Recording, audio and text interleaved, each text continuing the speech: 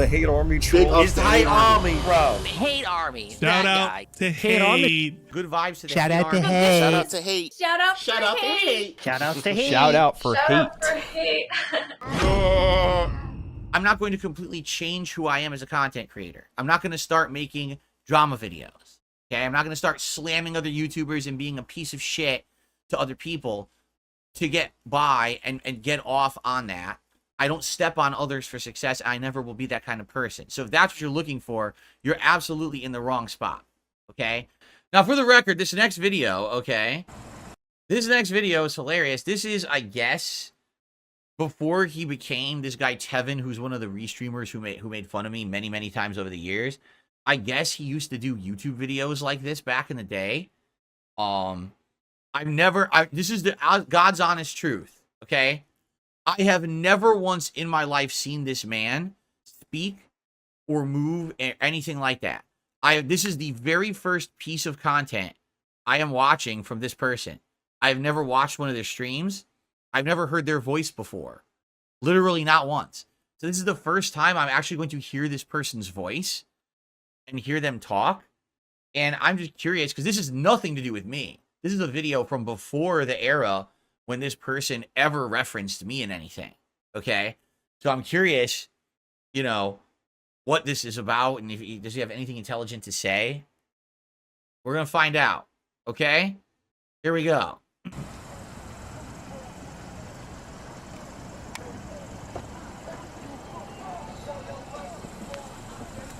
What's going on? Where are they? Who's yelling in the background? Or is that on the radio?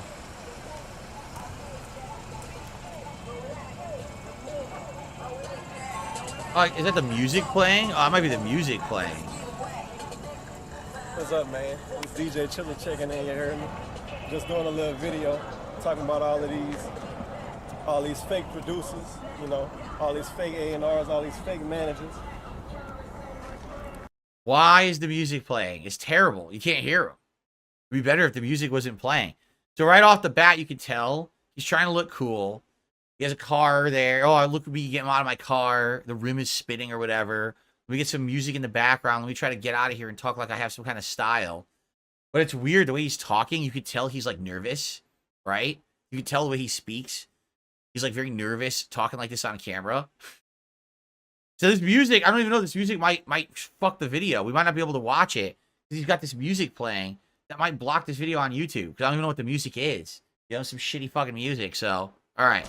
You know, I be online all the time, on Twitter all the time and all of that. I see a lot of dudes claiming to do a lot of stuff they never did, you heard me? Now, I'm gonna give one example.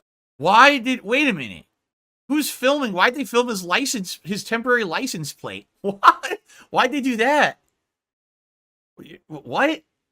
That's so bizarre. Even like focused on it. Right? It's like, why would you show the license plate? That was weird. I ain't saying no names because I don't really want to step on nobody's toes or nothing like that. But this dude on his website say he got credits for Trey Songz, Young Jesus, Lil Boosie, who else? Pretty much industry people. Say he got credits for ESPN.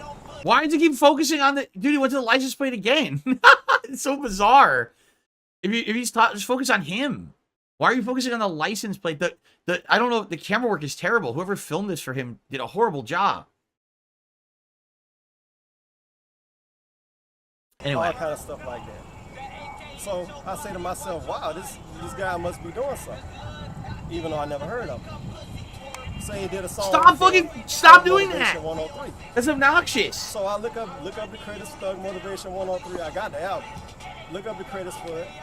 Nothing. Name ain't nowhere. Go back to the website. It say Thug Motivation 103 to be announced. Fake credit, never happened. Say he did a song for Boosie. Okay. Wait, so what is the purpose of this video? Exposing the music industry part 1. So because someone posted on Twitter claiming that they were part of producing certain songs, there should be music credit. They got music credits, and you looked it up and they didn't actually have it. You're exposing the music industry by making this video. You are. Or are you just exposing some asshole on Twitter who just talks out of their butt like everyone on Twitter? Right? Like, what is the purpose of this video exactly? I'm from Louisiana, I should know this. Look up the credits, turn out he did a song for a guy featuring Lil Boosie, which some people might count, but in my opinion, that doesn't count. Look up the Trey Songz. Say he did a song for Young Jeezy featuring Trey Songz. Look that up, the song don't exist. What? It came out. Yeah, here's shit, win. The disaster video. I can't. What? What did you say? Sorry. Even Mother Nature wants to fucking make it this inaudible. This nonsense. It's blowing right to the mic. Oh my god. If anything, I mean, you can understand why this was not very popular. But it's funny because I was curious. I looked at like the video comments. There's like no comments from 11 years ago. Basically, no one ever watched this video.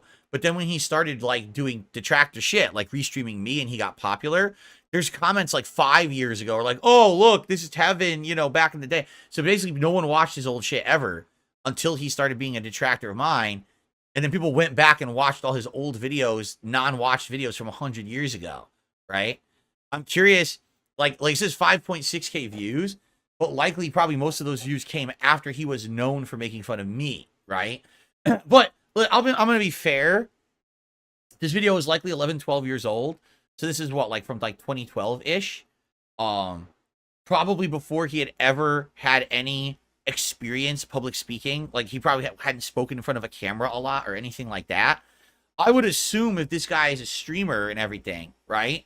Like he gained his confidence and got much better. This is just not a good video. First of all, he's rambling about some random guy on Twitter. I don't know what the fuck that has to do with anything.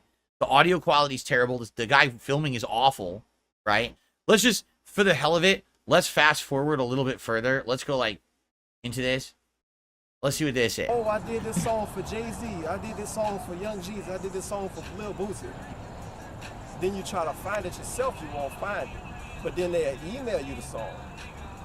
And a lot of people fall for stuff like this. What it really is, they just got one of their beats and got a verse that a lot of people didn't hear, or got something that they found online that's from an album that never came out. They paste it over their beat, slow the beat down, speed it up or whatever. And then these dudes think they're doing something, you know, they thinking they're rapping over a beat from a producer that's known, when it's just some nobody that's overcharging. But I have no idea what the hell he's talking about, or what is pertinent to anything on Earth. Right? I don't think I've ever heard a more insignificant video in my life. What is he talking about? He'd be talking about the price of ketchup, and it would actually be more pertinent to what he's talking about right now. Does anyone give a shit about this? What the fuck are you talking about? Like, I can't watch anymore. I'm bored to tears. I don't know what the fuck the purpose of the video is. But again, you know, this is way early stuff of his. You know, 2012, I've been on YouTube for 4 years. 2011, 2012 was the height of my popularity. You know? Anyway, so this is completely pointless, worthless, and I don't know why we're watching it. If anything, you could have picked a much better video of this person to watch, I feel, right? My first exposure to the guy, I've literally never seen him once ever. And then my first exposure to the guy seems rambling from 12 years ago about something that makes no sense and it sounds and looks terrible. There you go. All right. I'm not getting into politics right now. Right now, politics are such a fucking hotbed of drama and emotion and rage, and a lot of people are really upset with what is going on right now in the realm of politics. I am not going to touch that with a 100-foot pole. I don't want to step into there, because once you step into that arena, you can never step out again. Do you understand? So, no, we're not doing that easy bait drama content. I'm not doing that. The next part is actually going to be interesting. I think this is a video summarizing what just happened with the Donald Trump trial in New York City. And I'd be interesting to hear it, because I haven't followed it at all. I haven't really cared. So I don't really know the ins and outs of it. So this will be an informative video for me to learn what actually just happened. So anyway, if you want to see that, check out the next part. But in the meantime, I hope you're enjoying DSP versus the Internet episode 67. I'll see you in part 3. Consider becoming a member today, and you can be one of the people to submit clips for next week's show. Okay, thank you guys. See you in the next part. Okay, now, guys, thank you for the support so far today. Anyone who has, please support the React Show. You know, this is the major source of income I get outside of memberships on this stream. I don't really make ad revenue because most of these clips end up getting claimed and demonetized. Become a member today, either of the Ultra or Submissions level, and you can be the person to submit clips for next week's show. But in the meantime, my goal is to try to hit $50 of tips every stream. We're at 35, and we came in with 35 at the beginning of the show from the podcast. So it'd be great, again, if you like this content, if you like the React stuff, or if you just like me in general and you like my efforts to do different kinds of stuff, please consider tipping today so we can at least hit the tier 1 goal. That would be amazing if we did. Okay? All right. Thank you, guys. Let's get to the next part. Here we go. Hello, everyone, and welcome back to DSP versus the Internet, episode 67. We're now heading into part 3, which looks like this will be the final Ultra member clips, and then we're going to roll into the standard submissions tier, which is a randomized playlist where everyone has an equal chance to be watched. The next video is political, but at the same time, I'm interested in this topic because this is hot topic, what just happened in U.S. history. Former president indicted on multiple felony charges in New York City, and what I'm curious about is the actual ins and outs of the legal system and what happened, because I haven't followed this. Like, I don't actually know the real case. I mean, it's funny, though, because it really depends on who you listen to. For example, the name of this video is Trump Found Guilty, Key Trial Moments That Led to Hush Money, and it cuts off. It doesn't even show the whole title. Hold on. Led to Hush Money Conviction, right? Former President Donald Trump found guilty of covering up a hush money payment to porn star Stormy Daniels after a 5-week trial. Is that true? Because I'll be honest with all of you. Depending on where you go, other places will outright say that's completely false. Like, the trial wasn't about that. It was about he like misrepresented his business or something like that, and that's what he was convicted of. That has nothing to do with hush money. It has nothing to do with any of that. But that's all that the news medias are saying to make it sound worse. I don't know. I actually don't know. All right. So let's listen. Let's see what we can learn. It's only a 5-minute video. Let's see what we can learn from the video. But I'm curious, again, with our American, you have to understand something. With the American system of news, all of our news is skewed one way or the other. It's sad. There's like no neutral party reporting news. It's either all to the one side or all to the other, right? If this case was about his business misclaiming income, misclaiming payments, and tax evasion and things like that, how can you say this was a hush money trial? He wasn't on trial for that.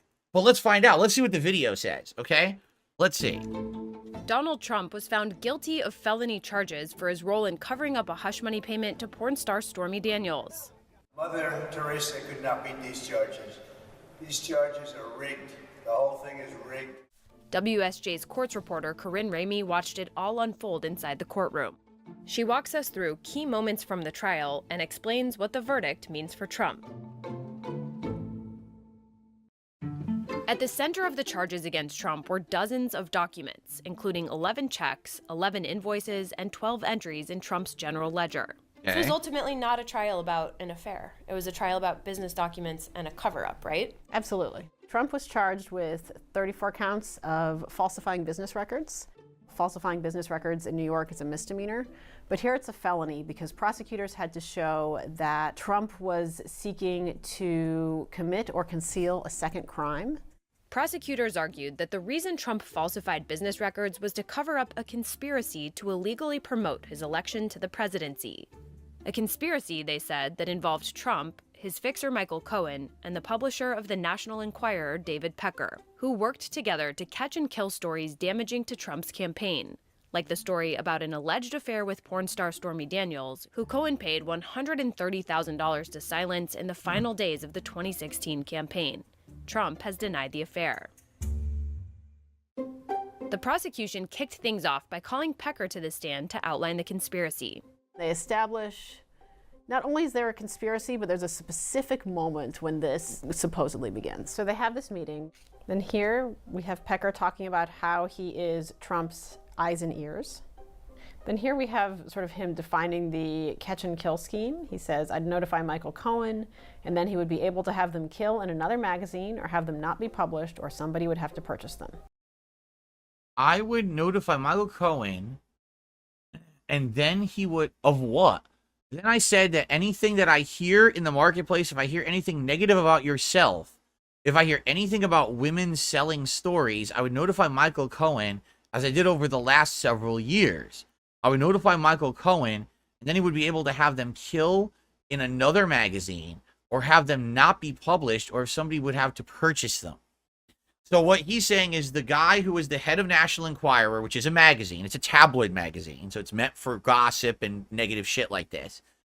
He would keep his eyes and ears open, listening for negative stories about Trump involving women. If he heard one, like some woman claiming that Trump did this or had sex with her or did that or whatever it may be, right? He would notify his then attorney, Michael Cohen, and then Cohen would contact them to try to buy the story out. So basically, don't talk about this story in the public because we don't need the negative publicity, or have a way to get it not be published. So basically, quiet them. If a woman came out and said, I have something negative to say about Trump, and it seemed like it was a really bad thing, that he would tell his lawyer, and his lawyer would try to kill the story. Okay. Gotcha. I don't know anything about the legality of this whatsoever, if it's legal or not. Okay. Okay, let's continue. Pecker also testified that he helped buy and kill 2 stories that could be damaging to Trump in order to help Trump's campaign. After establishing the conspiracy, prosecutors called Hope Hicks, Trump's former communications director, and they took jurors back to the weeks before the 2016 election. Hope Hicks was important because she talked about how the campaign was in crisis mode in responding to the Access Hollywood tape. I don't even wait. And when you're a star, they let you do it. You can do it. Oh, this one. Grab him by the pussy. She explained to the jury why the hush money payment was really responding to this crisis within the campaign and was not made for purposes of Melania or Trump's family. So basically, Trump is a gross dude, and he's said and done gross things, and he doesn't want it to get out in the public because he's afraid it's going to kill his chances to be president. And he's got people he's now paying to try to identify these stories and kill them before it hits the public. That tape from Access Hollywood, I remember when it hit the public, when they said, oh, that was just locker room talk, right? Oh, it's not real. That's locker room talk, okay? All right. I'm going to give all my opinion on this after the fact. I just want to absorb all the information first. This is the first I'm hearing of the legality and all of it. So let's continue. Then the prosecution called porn star Stormy Daniels. Were you expecting Stormy Daniels to take the stand? This was a real unknown going into the trial. We didn't know if Stormy would take the stand. In some ways, she's tangential to the case. Her testimony absolutely mattered. What didn't matter was whether that 2006 alleged sexual encounter happened. Like, it doesn't matter if Trump and Stormy had sex. What matters is that Stormy was trying to sell her story. And I think when she was on the stand, jurors saw what that story looked like.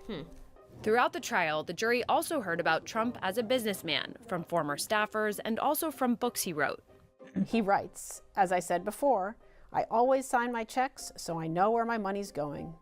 That helped establish a pattern to show that Trump was a micromanager of his business dealings. Finally, the prosecution called its star witness. Michael Cohen is an extremely flawed witness. How did the prosecution set him up so that he was ultimately believable to the jury? Well, before Michael Cohen even walked in that room, I think those jurors felt like they already had met Michael Cohen. And they had established, before he even got on the stand. By the way, we're 4 minutes in to this video. They haven't explained what Donald Trump has done illegally yet. You notice that? Have they even stated a crime yet? I'm waiting. There's only 2 minutes left in the video.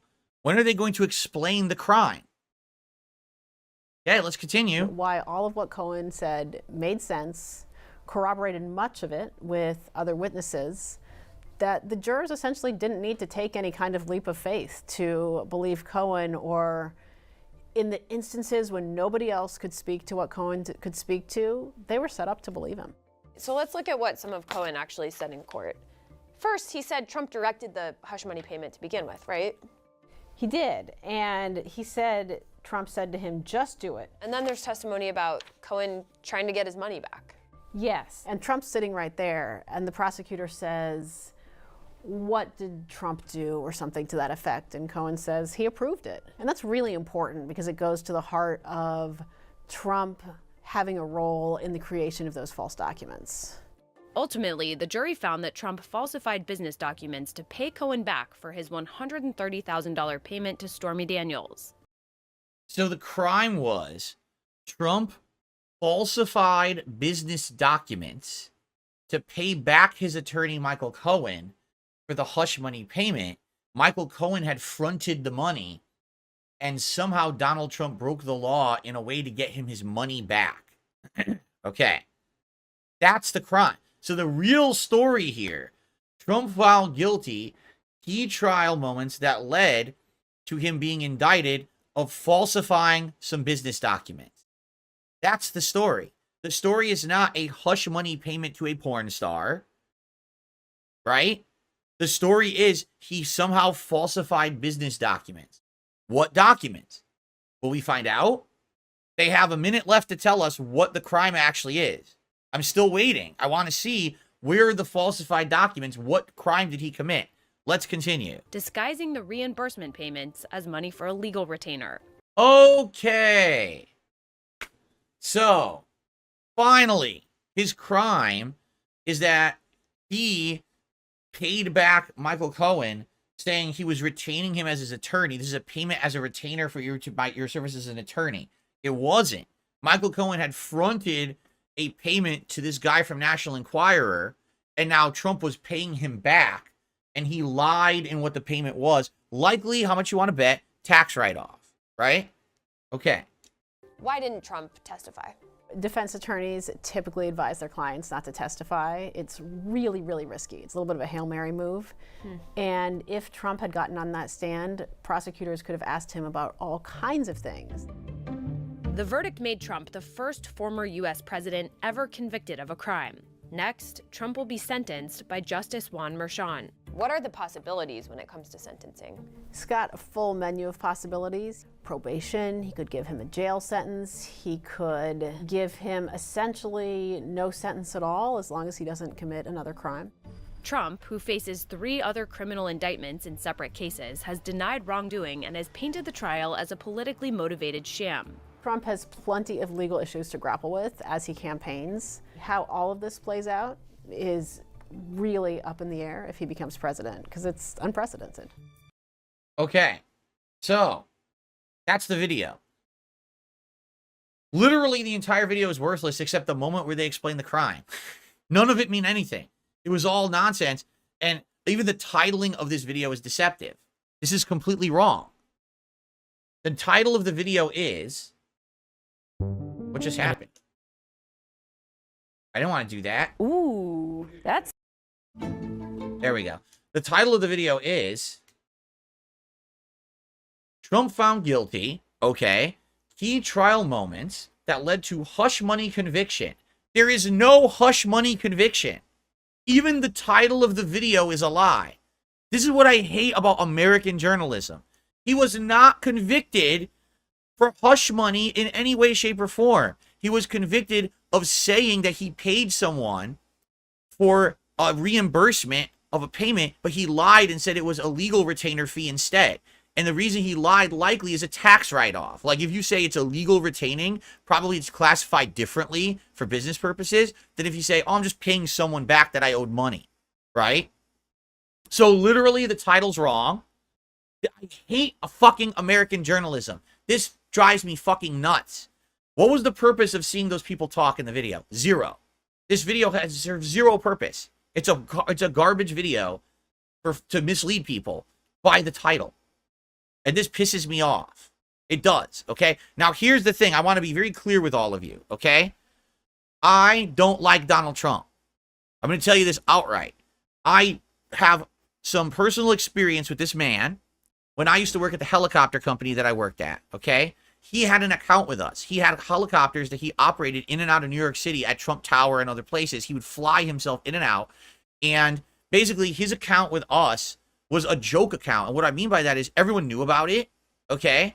This man, the reason that he's such a shrewd businessman is because he is known for bending the rules as much as he possibly can. All right? He owed us hundreds of thousands of dollars and wouldn't pay the bill. He wouldn't pay the bill at all. And then we'd have to call, like we're a collections agency, which we're not supposed to do. We got to call, hey, are you going to pay anytime soon? Are you going to pay your account? And then the funny part was, he would then have his people call us. We desperately need this for the helicopter. The helicopter broke down and we need this piece and this piece. We're like, that's great. Are you going to pay the bill you owe us of $300,000 that you never paid? And then all of a sudden he would pay it, or he would say he's going to pay it and he would pay the first 100,000 and not pay the rest. But now I need the part. Okay, I guess we'll give him the part. So we'd send him the next part and then he wouldn't pay the bill. That's how this guy operates. This is his shrewd business, is just basically skirting the realm of what's allowed in the law. Technically, our company could have sued Donald Trump for hundreds of thousands of dollars that he owed us and didn't pay us, and we could have gotten all that money, but we never did. But this is just what I mean. This is the way this guy works, okay? I would bet that he's probably done ridiculous amounts of this kind of stuff over his lifetime as a businessman, okay? Probably this is just known that business people operate this way. Classify it as this. Do it as this. Say it's this when it's really this. But get away with it and make tons of money and get tax write-off benefits and all of this shit, right? I mean, weren't they even saying that the other thing that he's in trouble for is because he overestimated income or something so he could get a bank loan to do something? You know, this is stuff that people do all the time, all right? Now, the thing about this whole Trump trial and situation, all right, is very simple. And, you know, if you live in the United States and you pay attention to stuff going on around you, you're aware of this. A lot of people aren't. They're just ignorant. They go through life ignorant, all right? Here's the truth. In the United States, we very much have what's called a upper ruling class. Upper 1%, all right? They have the vast majority of power and wealth in our country, okay? Most of them are involved in either owning or operating businesses, corporations, our government, stuff like that, okay? These people, I hate to say it, are not very good people, all right? The reason that they stay in power and have all the money and control is because they literally step on everyone else to get there, and then they do everything they possibly can to keep the people down. The thing is, unlike other countries, like Dubai, where, oh, we're the upper ruling class and we have rules against everything, laws against everything, and you'll see us mistreating the people. Here in the United States, what they prefer to do is they like to keep you complacent through certain means, such as the internet or television, or let's make sure that everyone can have a cell phone in their house and stuff like that. So what they're trying to do is make you ignorant to what's really going on by making you complacent, okay? In truth, our democracy should work differently than it does. In our democracy, the only way that people can get elected is if they're rich. I'm going to repeat that. In our democracy that we have in the United States, you can only be elected to a prominent political position if you are rich. You might say, I don't get that. Well, why is that? Because you need to have a backing to finance a campaign. How do you get the backing? Know rich people. Who knows rich people? Other rich people. Get it? So unless you're already in that upper echelon of society, you have zero chance of ever being elected to a prominent position of power in any government in our country. Okay? So these people already are in control and they keep that system going. In the case of Donald Trump, he's just another one. Now he's a little different because he's outspoken. He's very brusque with the way that he talks. He literally, you know, screams at people and gets angry. These are things that typically politicians don't do. So when he got elected and the way he behaved, a lot of people were like, holy shit, like that's the president of the US. They couldn't believe it. He's a little different. A lot of these other people are consummate professionals. They're used to speaking in a certain way, a double talk, a smooth talk, a charismatic talk this calms the people. It stops people from becoming rabble-rousers, right? Trump's the opposite. He's like a populist. He actually gets rabble-rousing going with the way that he talks, okay? Now, the truth of the matter is, he just went to trial for, okay? Is it a crime? Yeah. He apparently, from the evidence that was analyzed in this trial, from what you're led to believe here, He lied. He said that he made a payment that was a retainer fee for an attorney. It wasn't. He was paying the attorney back for a payment that attorney had made to someone else. And so he misclassified 34 documents or something like that to say that they were payments that they weren't, so that he could get a benefit from it. What was the benefit? I assume it's like a tax write-off or something like that. Who knows? Maybe he saved some money on his taxes or whatever it may be. But that's the crime, okay? Here's the truth. In our upper echelon of 1%ers who control this country, this shit is like the third thing they do every Tuesday. And that's just, you know what I'm saying? Like, they wake up, and they do something wrong, and they do something wrong, and they do something wrong. And it's all fine because they're the upper echelon of our country. They're protected from this. They all do this shit constantly. This is not, oh, Trump was the one who finally got caught. Oh, but no. The thing is, this upper class protect themselves from ever being prosecuted because they control everything. They control the government. They control the courts. They control everything. So they make it so that they're insulated from this, so that they never, ever will be held accountable for their crimes, okay? If you take a look at these people in power, these politicians and everything, they've all done shit like this. Every one of them. None of them are innocent. There's no Mother Teresa's in our fucking Congress, our presidency, none of it. They're all people who have been doing these heinous things. That's how they got into positions of power to begin with, right? How is it that the 1% who have the most money pay less tax than everyone under them? Because because of this. Literally because of this. Okay? So you might say, in the case of this Donald Trump trial, is Donald Trump a criminal? Yes, he is. He committed a crime. But the question is it actually fair, or is this a targeted assault? And I think the answer is very simple. It absolutely is a targeted assault. What's happened is you have one group of the 1% who really don't like this man. He was president. They don't like what he did with the country. They feel like they went completely the wrong direction. And they feel that if this guy gets into power again as president, that he's going to really ruin things for the left, the Democratic Party, that he could irrevocably change things in this country. And they're very afraid that he will get in again. Okay? So they are persecuting him. Now, does it make it okay or right that he broke the law? No, it does not. He's a scumbag. He's a criminal. I know it for a fact from the way that we had a relationship with this guy in the company that I worked for. He's not a good person. Okay, he's not. He might be an awful president too. But this trial 100% was politically motivated. The timing, the way it went down. There are so many people in that upper 1%, the same level or higher as Trump, who have done worse things, who never get prosecuted whatsoever for them because they're in with the crowd. We're in the in crowd. We're all protected. We look out for each other. Don't worry. That DA will never go after you for anything like that. Right? But Trump now is a target because they are so afraid that if he gets elected again, that's going to change everything for the Democratic Party. And here's the thing. Again, I want you guys to understand something. I'm not a Democrat and I'm not a Republican. I see good and bad on both sides. In this case, I see our country literally going to war against each other in ways that I've never seen before. I've never seen the upper class go after the upper class like this. Because to them, it's always kind of been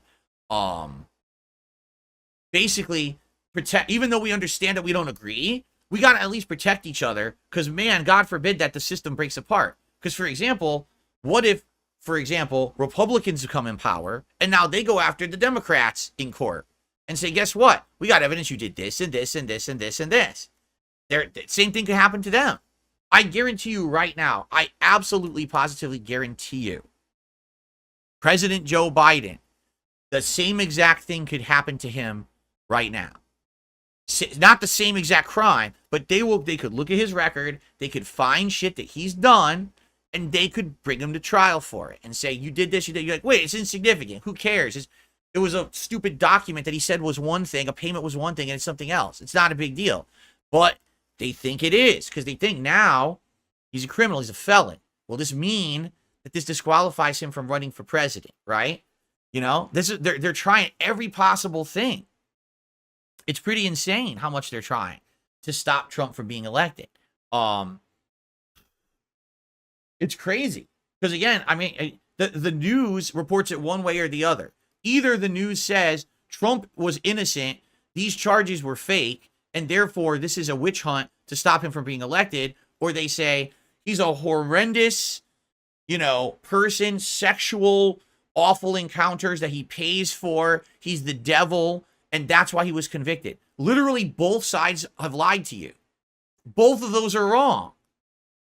Donald Trump did commit crimes. The point here is no one gets prosecuted for those crimes who's rich, except in this case because they're trying to stop him from being elected. Everyone in our government could easily be prosecuted for the heinous things they've done, and they all get off and get completely ignored by any attorney. No one goes after them. Only Trump has become a target like this now. So now, what's going to happen in the future? I mean, seriously, because again, as I like to say, the pendulum swings both ways in our American government. Sometimes it's left, sometimes it's right, sometimes it's somewhere in the middle. At some point, the pendulum is going to swing the other way. Does this now mean that everyone's going to go after the Democrats now too in court and say, oh, look at all the heinous things you've done over the years, right? Because it could happen. I mean, this is insane. And the funny part is all of us, all normal citizens, sit on the outside of it as like a peanut gallery. We're eating our popcorn, right? But these are the people who are going to run our country. You realize that, right? It's like two schoolyard groups of kids who hate each other, two gangs of kids. And they're pulling pranks on each other and they're happening, you know what I mean? And we're just sitting here eating our popcorn. Oh, well. Did you ever think that maybe, just maybe, both sides are wrong in this case? That maybe we are the ones who have allowed this wool be pulled over our eyes and think that this is a democratic system? When in reality, what it is just one class that controls everything, and now they're at each other's throats. And now it's finally getting exposed, right? Because now we're actually seeing this unfold in a public arena for the first time. Like I said, all these crimes and things have always been swept under the rug. No one talked about it. No one came after these people. Now they are in this case, and now it's almost being exposed like, whoa, I wonder what's really going on here. But again, how do you get the truth out of the news media when on one side, Trump is innocent, he's just a martyr because the Democrats don't want a Republican president. He never did anything wrong. On the other side, he's the devil doing heinous sexual things and awful. And the truth is, neither of those are right. The two media groups that we have reporting are both lying.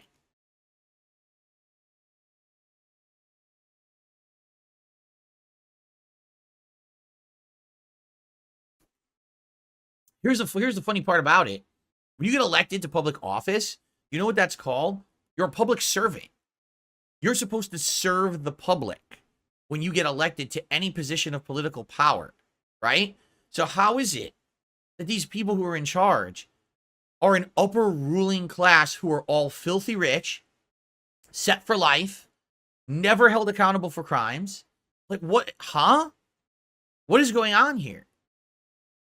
We have concrete examples of people who are in our government knowing or having insider knowledge of a corporation because they know the people who are involved with the company, who will do like a political buy. They'll go and buy stock or sell stock. And then all of a sudden, there's a shift with that company and that politician makes insane amounts of money. Is it insider trading? Probably. Does anyone ever look into it? No. But it happens all the time. This is how they stay rich. This is how they stay in power. They're friendly. They're friendly with these people. They're in on it with these people. These people who run these corporations and everything. You know? It's crazy. And it's just, well, we're the American public. I guess we just got to accept it. No, we don't. No, we don't. But the thing is, it takes change.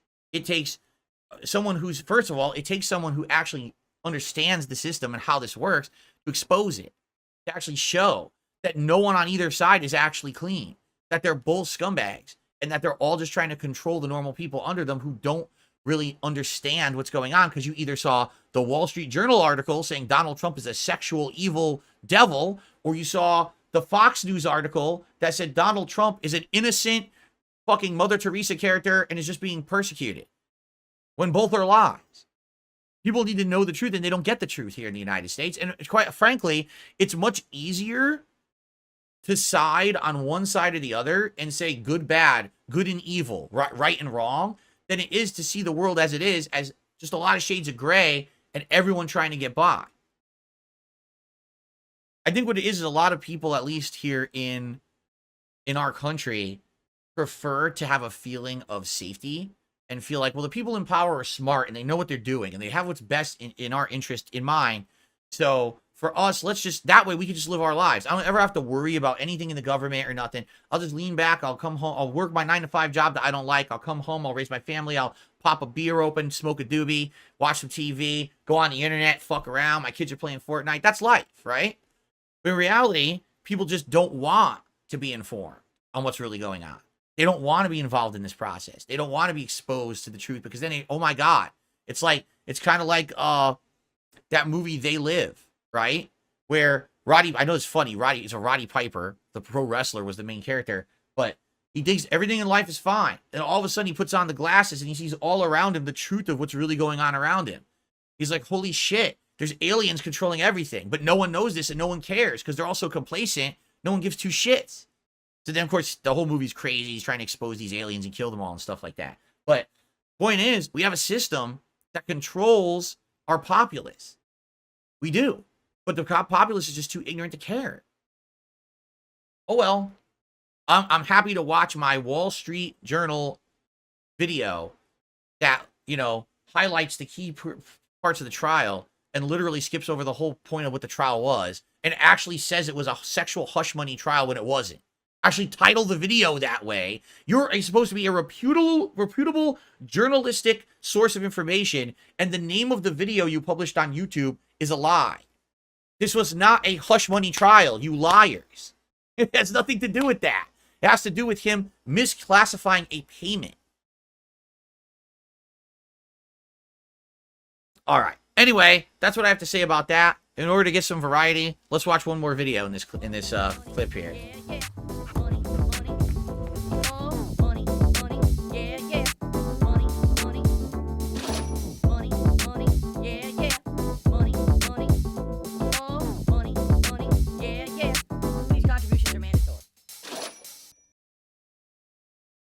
Typically helps me more than anything.